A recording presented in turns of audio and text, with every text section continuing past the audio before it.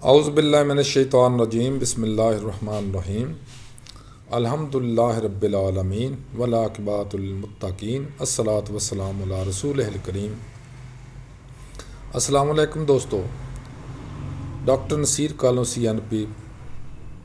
दोस्तों, अज एक टॉपिक ते जिहड़ी मैं बात करने जा रहा हाँ, मेरा ख्याल तुहानूं सब नूं पसंद भी आएगी। वो ये आ कि आया पाकिस्तान एक शिकार गाह है। मैं देख रहा सा नैशनल जियोग्राफिक चैनल के उत्ते उत्थे देख रहे हैं जिस तरह जंगल आ, जंगल च हर एक दूसरे के शिकार के चक्कर च, हर जानवर दूसरे के शिकार करने के चक्कर च कोई ना कोई शिकार कर रहे हैं, किसी ना किसी का कोई ना कोई शिकार करते लगा। इस तरह समुद्र के अंदर है कि हर वड्डी मच्छी छोटी मच्छी का शिकार कर रही है, छोटी उस तो छोटी का, उस तो छोटी का, फिर उस तो छोटी का, अल्टीमेटली जोड़े बहुत पूंग जिन्होंने पंजाबी च कहते उत्थों तक पहुँच जाते हैं। दोस्तों, जदों मुतहदा हिंदुस्तान सी, पाकिस्तान नहीं सी बनया, उदों अंग्रेज़ इत्थे आया। अंग्रेज़ ने इनू बतौर शिकारगाह इस्तेमाल किया, लेकिन अंग्रेज़ ने अगर इतों कोई फायदे उठाए ने तो इस लोगों सानू लोगों साढ़े बाओ अजदाद नूं बहुत सारे फायदे भी दिते हैं। मिसाल के तौर पर उन्होंने एक रेलवे सिस्टम जोड़ा बना के दिता सानू हिंदुस्तान, मुतहदा हिंदुस्तान जिस पाकिस्तान भी शामिल है। वो अज भी कायम दायम आ। और तुसी कभी गौर ना देखो, जिन्ने भी स्टेशन सन हर उत्ते रहायशा उन्हें बना के दित्तियां, लेकिन पाकिस्तान रेलवे उन्होंने ना रहायशा मेनटेन कर सकी, ना उन्होंने पुलों मेनटेन कर सकी, ना वो रेलवे ट्रैकों मेनटेन कर सकी। हुण हालत यह हो गई आ कि गौरमेंट को रेलवे नूं चलाउण वास्ते पैसे नहीं है। क्यों? क्योंकि ये शिकारगाह है पाकिस्तान। इत्थे हर अदारे का हैड उस तो नीचे ला के तकरीबन अगर 100% नहीं तो 90% लोग ऐसे ने जोड़े लुटमार का शिकार ने, लुटमार कर रहे हैं। उन्होंने हर अदारे लुटन का एक जरिया बनाया मैं, जिसकी वजह तो हर अदारा थले जान की, उपर जान की बजाय नीचे जा रहा, अरूज की बजाय तजलजल का शिकार है। क्यों? पाकिस्तान इन्होंने लोगों ने भी शिकारगाह ही समझा। अंग्रेज़ों ने पुलिस का सिस्टम बहुत अच्छा सानू दिता, लेकिन जो पाकिस्तान बन गया उस तो बाद पुलिस भी मन मर्जी कर रही है। तो उन्होंने जोड़े हैड ने मौज मेला करते हैं, आवाम की खिदमत बजाय शिकारगाह बनया पाकिस्तान। गरीब लोग शिकार हो रहे हैं। CNN करते सी, तुसी देखो CSS करके लोग पाकिस्तान की सिविल सर्विस च आउंदे सी, बड़े इज्जत वकार दे मकाम हुंदा सी, डायरैक्ट 17 ग्रेड AC ASP वगैरह वगैरह आउंदे सन और बड़ा इज्जत एहतराम नूं देखा जाता सी। लेकिन हुण जिहड़े आउंदे ने उन्होंने आउंदे ही शिकार करना शुरू कर दिंदे ने। इस तो अंदाज़ा कर लो कि पाकिस्तान दे विच इस बतौर मुमलिकत नहीं, बतौर एक शिकारगाह नूं डील किया जा रहा। रेवन्यू लै लो, चंद दिन पहले साडे इत्थे भी एक वारदात हुई आ कि बहुत सारी ज़मीन सरकारी जाली डीडां दे उत्ते उन्होंने ट्रांसफर कर दिता गया, उन्होंने बेच दिता गया, खा गए लोग। ये भी शिकारगाह वा। अगे माफियाज तुसीं देख लो, जिन्ने भी माफिया ने उन्हें सारे ने शिकारगाह पाकिस्तान बनाया मैं।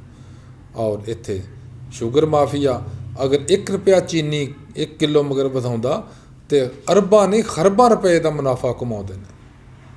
सीमेंट माफिया ला लो, सीमेंट माफिया अगर 50 रुपए एक बोरी के मगर सीमेंट की कीमत बढ़ा रहा, वो अरबां रुपया कमा रहा। डॉलर माफिया लगा लो, डॉलर माफिया 1 रुपया अगर डॉलर मगर इजाफी कर दिंदा, अरबां रुपए जो खेलते हैं। बॉन्ड माफिया ला लो, जमीन माफिया ला लो, स्टेट माफिया लगा लो, तुसी तेल माफिया लगा लो, गैस माफिया लगा लो। हर माफिया तुहानूं पाकिस्तान के अंदर बड़ा अरूज ते मिलेगा। होर कुछ नहीं, पेट्रोल माफिया ला लो, पेट्रोल पंप जिन्होंने लगाए आ उन्होंने ऐसी लुटमार मचाई आ, वो ना किसी तेल पूरा देंदे ने ਨਾ ਤੇਰੇ ਕਿਸੇ ਨੂੰ ਸਹੀ ਕੁਆਂਟੀਟੀ 'ਚ ਨਾ ਸਹੀ ਕੁਆਲਿਟੀ 'ਚ ਦਿੰਦੇ ਨੇ। ਕਿਉਂ? ਕਿਉਂਕਿ ਪਾਕਿਸਤਾਨ ਉਹਨਾਂ ਵਾਸਤੇ ਵੀ ਇੱਕ ਸ਼ਿਕਾਰਗਾਹ ਹੈ। ਉਸ ਤੋਂ ਬਾਅਦ ਅੱਗੇ ਸਰਕਾਰੀ ਮੁਲਾਜ਼ਮ ਲਗਾ ਲਓ, ਇੱਕ ਨਾਇਬ ਕਾਸਤ ਤੋਂ ਲੱਗ ਕੇ ਜਿੱਥੋਂ ਤੱਕ ਵੀ ਤੁਸੀਂ ਚਲੇ ਜਾਓ, ਹਰ ਬੰਦਾ ਲੁੱਟ ਮਾਰ 'ਚ ਲੱਗਾ। ਜਿਹੜਾ ਜਿਸ ਪੋਸਟ 'ਤੇ ਬੈਠਾ ਉਸ ਪੋਸਟ 'ਤੇ ਪੈਸੇ ਕਮਾ ਰਿਹਾ। ਤਨਖਾਹ ਇੱਕ ਉਹਨੂੰ ਵਜ਼ੀਫਾ ਸਮਝਦੇ ਨੇ, ਤਨਖਾਹ ਨੂੰ ਇਨਕਮ ਨਹੀਂ ਸਮਝਦੇ, ਉਹਨੂੰ ਸਮਝਦੇ ਆ ਵਜ਼ੀਫਾ ਵੇ ਸਾਡਾ, ਜਿਹੜਾ ਮਹੀਨੇ ਬਾਅਦ ਸਾਨੂੰ ਮਿਲਣਾ। ਅਸਲ ਆਮਦਨੀ ਜਿਹੜੀ ਆ ਉਹ ਇਹ ਆ ਕਿ ਜੋ ਅਸੀਂ ਸ਼ਿਕਾਰ ਕਰ ਕਰਕੇ ਕਮਾਉਣੇ ਨੇ ਪੈਸੇ, ਦੌਲਤ ਕਮਾਉਣੀ ਆ, ਔਰ ਜੋ ਕੁਝ ਸਾਡੀ ਕਮਾਈ ਹੋਣੀ ਆ ਅਸਲ 'ਤੇ ਚੀਜ਼ ਉਹ ਵੇ। ਉਹਨਾਂ ਵਾਸਤੇ ਵੀ ਪਾਕਿਸਤਾਨ ਇੱਕ ਸ਼ਿਕਾਰਗਾਹ ਹੈ। ਅੱਗੇ ਸਿਆਸਤਦਾਨ ਆ ਜਾਓ, ਸਿਆਸਤਦਾਨ ਅਗਰ 2 ਕਰੋੜ ਰੁਪਇਆ, 4 ਕਰੋੜ ਰੁਪਇਆ, 10 ਕਰੋੜ ਰੁਪਇਆ ਲਾ ਕੇ ਸਿਆਸਤ 'ਚ MPA ਬਣ ਜਾਂਦਾ, ਜਾਂ ਉਸ ਤੋਂ ਬਾਅਦ ਉਹਨੂੰ MNA ਬਣ ਜਾਂਦਾ, ਜਾਂ ਸੈਨੇਟਰ ਬਣ ਜਾਂਦਾ, ਉਹਨਾਂ ਵਾਸਤੇ ਵੀ ਸ਼ਿਕਾਰਗਾਹ ਹੀ ਆ। ਕਿਉਂ?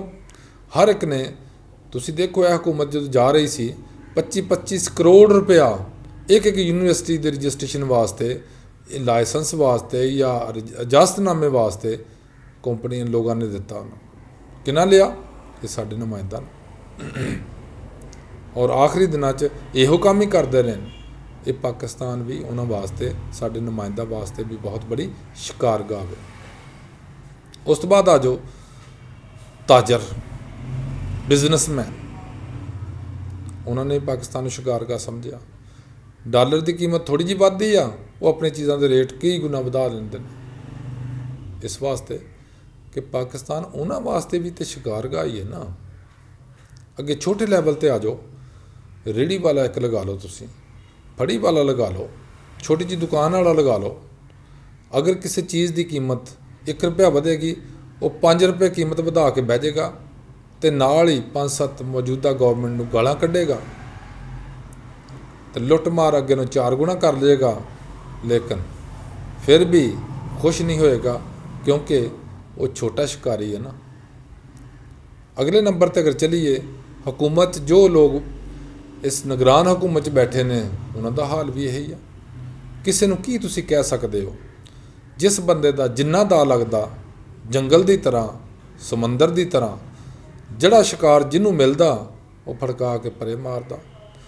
ਸ਼ਿਕਾਰ ਥੋੜ੍ਹੇ ਹੁੰਦੇ ਜਾ ਰਹੇ ਨੇ ਔਰ ਸ਼ਿਕਾਰੀ ਜ਼ਿਆਦਾ ਹੁੰਦੇ ਜਾ ਰਹੇ ਨੇ। ਔਰ ਤੁਸੀਂ ਦੇਖੋਗੇ ਇੱਕ ਸਟੇਜ ਐਸੀ ਆ ਜਾਣੀ ਹੈ ਕਿ ਸ਼ਿਕਾਰੀ ਹੀ ਰਹਿ ਜਾਣੇ ਆ, ਸ਼ਿਕਾਰ ਖਤਮ ਹੋ ਜਾਣਾ। ਅੱਜ ਵੀ ਮੈਂ ਅੱਜ ਤੋਂ 40 ਸਾਲ ਪਹਿਲੇ ਦੇਖਣਾ, 45 ਸਾਲ ਪਹਿਲੇ, 50 ਸਾਲ ਪਹਿਲੇ, ਉਸ ਦੌਰ 'ਚ ਇੰਨੇ ਪਰਿੰਦੇ ਹੁੰਦੇ ਸੀ ਸਾਡੇ ਦਿਹਾਤੀ ਇਲਾਕਿਆਂ 'ਚ। ਮੈਂ ਆਪਣੀ ਜ਼ਮੀਨਾਂ 'ਤੇ ਜਾਣਾ, ਉੱਥੇ ਬੇਬਹਾ ਪਰਿੰਦੇ ਹੋਣੇ, ਜਾਨਵਰ ਬਹੁਤ ਹੁੰਦੇ, ਛੋਟੇ ਮੋਟੇ ਜਾਨਵਰ ਬੜੇ ਹੁੰਦੇ ਸੀ। ਲੇਕਿਨ ਹੁਣ ਤੁਸੀਂ ਦੇਖੋ, ਤੁਹਾਨੂੰ ਕੋਈ ਤੋਤਾ ਨਹੀਂ ਲੱਭੇਗਾ। ਉਹਨਾਂ ਦਾ ਸ਼ਿਕਾਰ ਕੌਣ ਕਰ ਰਹੇ ਨੇ? ਪਰਿੰਦੇ ਨਹੀਂ ਕਰ ਰਹੇ ਸ਼ਿਕਾਰ ਉਹਨਾਂ ਦਾ, ਦਰਿੰਦੇ ਨਹੀਂ ਉਹਨਾਂ ਦਾ ਸ਼ਿਕਾਰ ਕਰ ਰਹੇ, ਉਹਨਾਂ ਦਾ ਸ਼ਿਕਾਰ ਪਾਕਿਸਤਾਨੀ ਲੋਕ ਕਰ ਰਹੇ ਨੇ। ਉਹਨੇ ਛੋਟੇ ਛੋਟੇ ਬੱਚੇ ਜਿਹੜੇ ਸਿਰਫ ਅਜੇ ਅੱਖਾਂ ਵੀ ਨਹੀਂ ਖੁੱਲੀਆਂ ਹੁੰਦੀਆਂ, 1-1 2-2 ਦਿਨ ਦੇ ਹੁੰਦੇ ਨੇ, ਉਠਾ ਕੇ ਲੈ ਜਾਂਦੇ ਨੇ। ਔਰ ਲਾਹੌਰ ਦੀ ਜਿਹੜੀ ਪਰਿੰਦਿਆਂ ਦੀ ਮਾਰਕੀਟ ਆ, ਉਹਦੇ ਵਿੱਚ ਦੇਖ ਕੇ ਮੈਨੂੰ ਬੜਾ ਅਫਸੋਸ ਹੋਇਆ ਕਿ ਉੱਥੇ ਉਹ ਬੱਚੇ ਬੜੀ ਕੀਮਤ 'ਚ ਵਿਕਦੇ ਨੇ। ਔਰ ਉਹਦਾ ਇਹ ਹੋਇਆ ਕਿ ਉਹ ਕੈਦੀ ਤੇ ਬਣ ਗਏ ਨੇ, ਪਿੰਜਰੇ ਦੇ ਇੱਕ ਨਿਸ਼ਾਨੀ 'ਤੇ ਹੋ ਗਏ ਨੇ। ਲੇਕਿਨ ਸਾਡੇ ਜਿਹੜੇ ਦਰਖਤਾਂ ਦੇ ਰੌਣਕ ਸੀ, ਦਰਖਤਾਂ ਦੀ ਖੂਬਸੂਰਤੀ ਸੀ, ਜੰਗਲਾਂ ਦੀ ਖੂਬਸੂਰਤੀ ਸੀ, ਪਰਿੰਦਿਆਂ ਨੇ ਉਹ ਖ਼ਤਮ ਕਰਤੀ ਇਹਨਾਂ ਲੋਕਾਂ ਨੇ। ਦੂਸਰੇ ਨੰਬਰ 'ਤੇ ਜੋ ਇੱਥੇ ਕੈਮੀਕਲਸ ਇਸਤੇਮਾਲ ਕੀਤੇ ਜਾਂਦੇ ਨੇ, ਅਦਵਿਆਤ ਜ਼ਰੀਏ ਅਦਵਿਆਤ ਇਸਤੇਮਾਲ ਹੁੰਦੀਆਂ ਨੇ, ਉਹਦੇ ਨਾਲ ਤਮਾਮ ਪਰਿੰਦਿਆਂ ਦੀ ਨਸਲਾਂ ਤਕਰੀਬਨ ਖਤਮ ਹੁੰਦੀਆਂ ਜਾ ਰਹੀਆਂ। ਇੱਕ ਜ਼ਮਾਨੇ 'ਚ ਤੁਸੀਂ ਦੇਖੋ, ਸਾਡੇ ਕੋਈ ਜਾਨਵਰ ਮਰ ਜਾਂਦਾ ਸੀ ਤਾਂ ਉਹਨੂੰ ਇੱਲਾਂ, ਗਿਰਜਾਂ ਆ ਖਾਂਦੀਆਂ ਸੀ। ਗਿਰਜਾਂ ਖਤਮ ਹੋ ਗਈਆਂ ਪਾਕਿਸਤਾਨ 'ਚੋਂ। ਕਿਉਂ? ਕਿਉਂ ਇੱਥੇ ਕਸਾਈ ਵੀ ਤਾਂ ਆਪਣਾ ਸ਼ਿਕਾਰ ਕਰ ਰਹੇ ਨਾ, ਉਹ ਮੁਰਦਾ ਵੀ ਵੇਚ ਕੇ ਲੋਕਾਂ ਨੂੰ ਖਵਾਈ ਜਾਂਦੇ। ਵਾਖਰੂ ਦਾਵਾਨਾ ਅਲਹਮਦੁਲਿल्लाह रब्बिल आलमीन। अल्लाह हाफिज़, अस्सलाम वालेकुम।